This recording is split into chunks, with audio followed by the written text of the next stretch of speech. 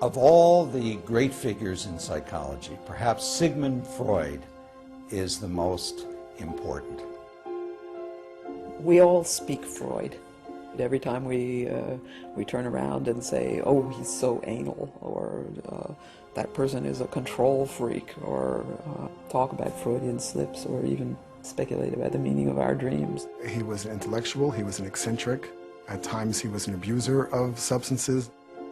I think history has been complex in its relation to Sigmund Freud. He's both valued and devalued. He's idealized and he's denigrated. In 1938, during the last year of his life, Sigmund Freud was old and sick, but his mind was still sharp. I discovered some important new facts about the unconscious. Out of these findings grew a new science, psychoanalysis. And with psychoanalysis, Sigmund Freud opened the doors to the unconscious, forever changing the way we view the human mind.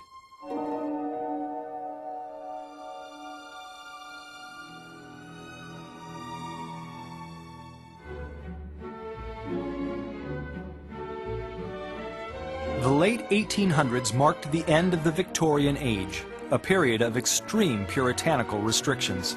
Any expression of human sexuality was considered an outrage. Respectable women only went to their doctors with a chaperone. Personal matters were never discussed in polite society. Professional therapists didn't exist, and people with psychological problems had nowhere to go. Mental patients were treated like outcasts. They were put in asylums and received antiquated, and in some cases, even barbaric care. Treatments included alternating hot and cold baths, lengthy periods of drug-induced sleep, and in some cases, brain surgery that resulted in death. It was in the midst of this, in 1886, Dr. Sigmund Freud began treating patients with a simple but radical approach. He listened. Physicians of that day prescribed, but they didn't listen. They were the authorities. The patient was expected to, in effect, obey and listen to the doctor. Listening to a patient's life history was an entirely new development. Freud's goal was to get his patients to talk as much as possible about anything and everything. In Freud's office, no subject was taboo.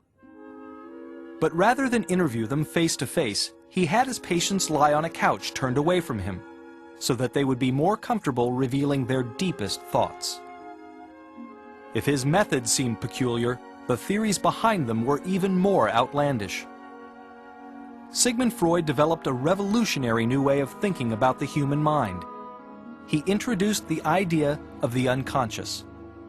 Freud believed that the unconscious is a place where we bury conflicts such as painful memories or unacceptable thoughts that we do not want to deal with. And this can make conscious life more difficult. He said the unconscious is the real us, buried down like the bottom of an iceberg. All we see is the tip of the iceberg above the surface of the ocean. That's the present day us. But what really makes us is the downstairs, the subconscious. We are driven by sexual desires, for example, that lay dormant but are trying to somehow affect our behavior. Freud was convinced that if his patients could bring their repressed thoughts to the surface through conversation, they would have to confront them. This alone could diminish their anxieties and eventually relieve them of their symptoms. This central Freudian notion of the unconscious mind is the one that everyone has to deal with, whether they accept it or reject it. They cannot ignore it.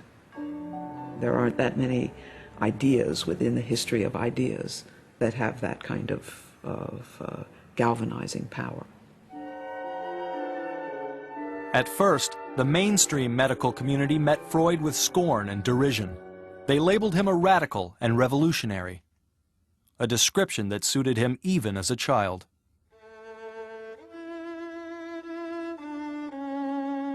Sigmund Freud grew up in a poor Jewish neighborhood in Vienna. As a boy, Sigmund was a brilliant, ambitious, and opinionated student. At school, I was always the bold oppositionist, always on hand when an extreme had to be defended. One could say that, in a certain sense, as we look at Freud's accomplishments, that he was already at a very young age in a class by himself. At 17, Freud graduated high school and entered the University of Vienna to study medicine. Medicine was a good way for a young Jewish boy who was very bright to make a career for himself. But Freud also clearly had a great deal of scientific curiosity. He always had, from his youth, this kind of questing. He would put himself a problem and then just go after it until he solved it. In 1882, Freud began an internship at the General Hospital in Vienna, and for the next 3 years, he experimented with a number of different specialties, including neurology. Freud was consumed by his research, but the 26-year-old was also in love. It was during his internship that Freud met Martha Bernays, a lively, intelligent woman. Martha came from a good Austrian family. This was his great love, and he struggled to win her and to get together enough money to be able to marry her, and it's over several years that this unfolds. Only one thing stood in their way. Sigmund Freud was unknown. He would have to make a name for himself first. Freud redoubled his efforts at the hospital. He dreamt of making a discovery that would make him famous, wealthy, and benefit mankind. He soon pinned his hopes for fame and fortune on a little-known drug, which seemed to hold great promise as an anesthetic and as a treatment for exhaustion and depression. It was cocaine. Freud believed in cocaine so much that he began using the drug himself, and even sent some to Martha.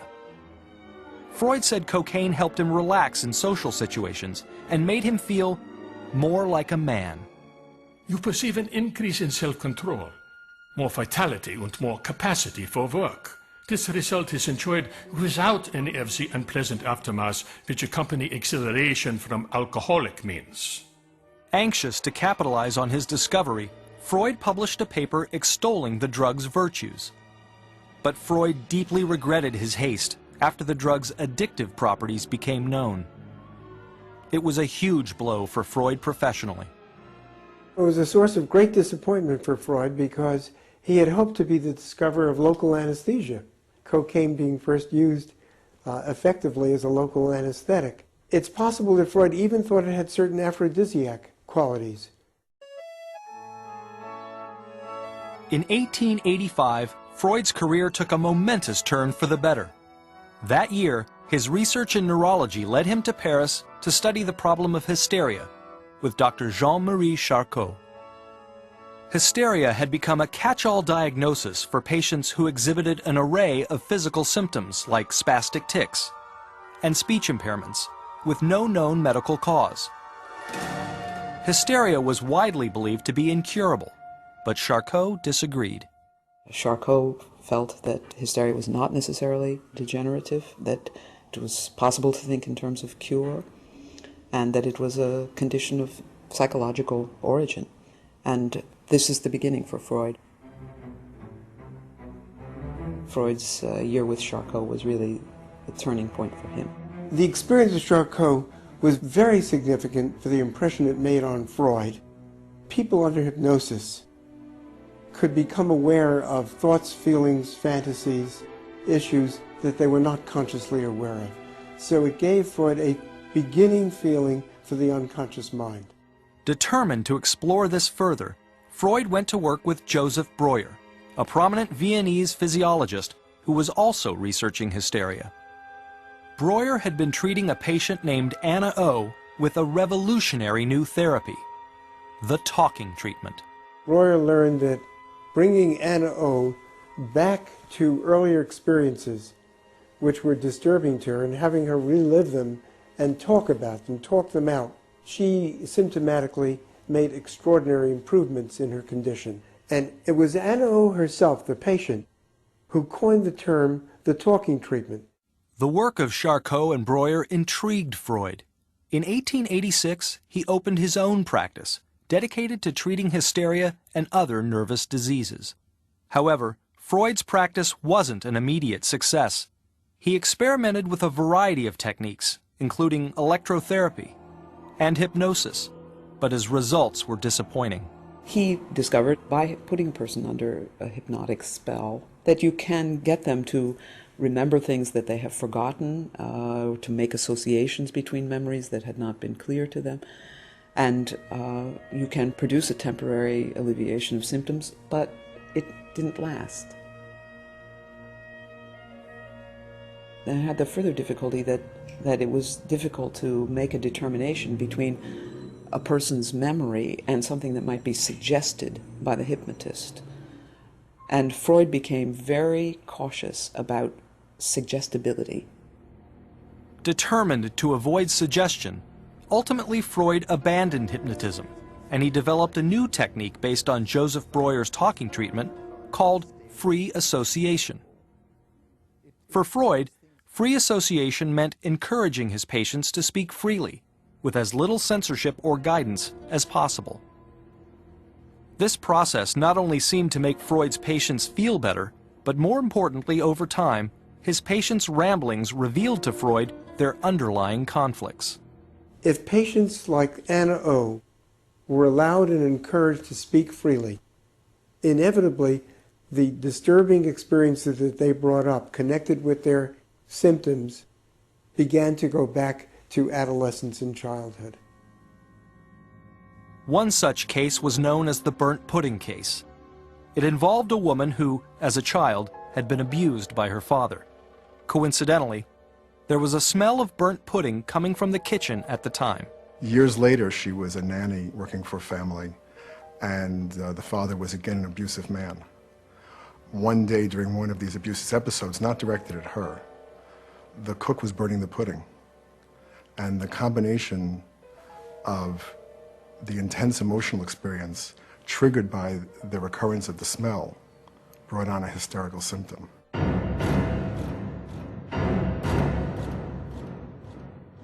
As more and more of Freud's patients began recalling incidences of abuse from their childhood, Freud arrived at a bold conclusion that he would later come to regret. All hysteria was caused by sexual abuse during childhood. And Freud even went further, theorizing that unconscious sexual urges begin in infancy and drive much of human behavior. None of this sat well in Victorian Vienna. The Times certainly did not favor any unedited, unexpurgated discussion of sex. That much we can say automatically. And certainly the public in Vienna, back in that time, didn't want to deal with issues of sexual molestation any more than they really wanted to acknowledge all kinds of other problems inside and outside of homes. Despite his unconventional theories, Freud's own home life was traditional. Having married the love of his life, Martha Bernays, the Freuds had 6 children during their first 9 years of marriage. They settled into a typical domestic arrangement. While Martha managed the family, Sigmund Freud was consumed by his work. Freud not only saw patients 5 and 6 days a week, but some of the patients went with him on his vacations and continued their analytic work there. I cannot imagine life without work as really comfortable. I find amusement in nothing else. Freud's analytic work didn't stop with his patients. When his father died in 1896, Freud's grief moved him to begin a process of self-analysis. In effect, Dr. Sigmund Freud became his own patient. He was his own best subject. He realized the benefit of releasing some of these subconscious issues of his own, and that felt that it was important for each individual psychologist to have worked these issues through on their own to be able to better treat the patient. In his efforts to better access his unconscious mind, Freud discovered a whole new road to the unconscious, the dream. Over time, he theorized that dreams were a place where the mind runs uncensored, playing out thoughts and memories we dare not discuss in the waking world. Freud believed that dreams could provide him with remarkable access to the repressed thoughts in his own mind, as well as his patients. Dreams were viewed two different ways before Freud. They were of fantastic importance, prophecies about the future. They were almost divine messages. They were also considered to be nonsense, just waste products of the sleeping mind. Now, what Freud did was to elevate dreams into the realm of scientific observation and discovery. He showed that dreams had a meaning. Freud presented his ideas on dreams to the world in 1899 in one of his most controversial books. He called it simply The Interpretation of Dreams. When Freud published The Interpretation of Dreams, it sold less than 100 copies initially. I mean, it was a book that had initially no resound in the world. Reviews of The Interpretation of Dreams were few and unflattering, and Freud's theories were condemned as repugnant. Freudianism is digging down into the sewage of our moods and appetites, dreams and passions. Dr. Freud lives in the fairyland of dreams among the ogres of perverted sex. His theories lend themselves with terrible ease to the uses of ignorance and quackery. These theories were frightening to a great many people. They certainly challenged the establishment. I think it would be an exaggeration to say that people thought he was insane, although I'm sure there were some who did. Dogged by resistance to change, Freud faced an uphill battle. There followed a period of absolute helplessness. At that time, I would gladly have dropped the whole thing. Perhaps I persevered only because I had no longer any choice of beginning something else. But Freud had confidence in his work, and he remained committed to his theories. In the early 1900s, a small number of like-minded men became interested in Freud's new science, psychoanalysis. At first, the group met in Freud's apartment to hear him lecture and discuss his theories. As Freud's reputation grew, so did his circle of supporters. And in time, psychoanalytic societies sprang up in Vienna, Zurich, and New York. Over the next 20 years, Freud published more than a dozen books and wrote volumes of letters, papers, and articles. Though he did revise his theory that all hysteria was caused by sexual abuse, Freud continued to provoke the mainstream. He developed new theories on everything from the components of the mind to childhood sexuality. Soon, terms like ego, superego, the id, and the Freudian slip all became household words. But just as Freud's ideas began to take hold, Freud became ill. In 1923, as a result of a lifelong addiction to cigars, Freud was diagnosed with mouth cancer. He battled the disease for the next 16 years and endured dozens of painful operations in the process. Over time, both his speech and hearing became permanently affected. He had a whole side of his face, his jaw, replaced with a prosthesis. Painful to wear, painful to take out, painful to put back in. Just a horrible illness. In the midst of Freud's battle with cancer, an even greater battle was spreading throughout Europe. In the 1930s, the Nazis began their rise to power, and in 1938, Sigmund Freud looked on with horror as the Germans occupied Austria. The Nazis condemned Freud's psychoanalytic theories as Jewish pornography, and they burned his books. What progress we are making. In the Middle Ages, they would have burnt me. Nowadays, they are content with burning my books. Fearing for his safety, Freud's friends and supporters, both in the United States and England, began urging him to flee Vienna, but Freud was reluctant to leave. This is where he had grown up, this is where he had his education, this was where he had so many attachments. It was really a part of his identity and part of his life.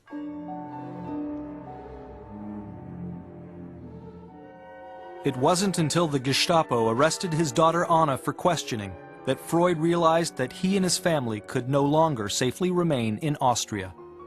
and in June of 1938, Freud left Vienna for London. Freud spent the last year of his life very ill, but surrounded by friends, family, and supporters. He died in exile in 1939.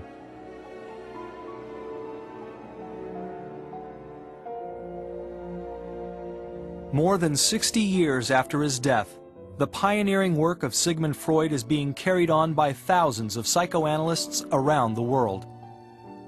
And what began as an effort to treat the mentally ill is today helping people from all walks of life.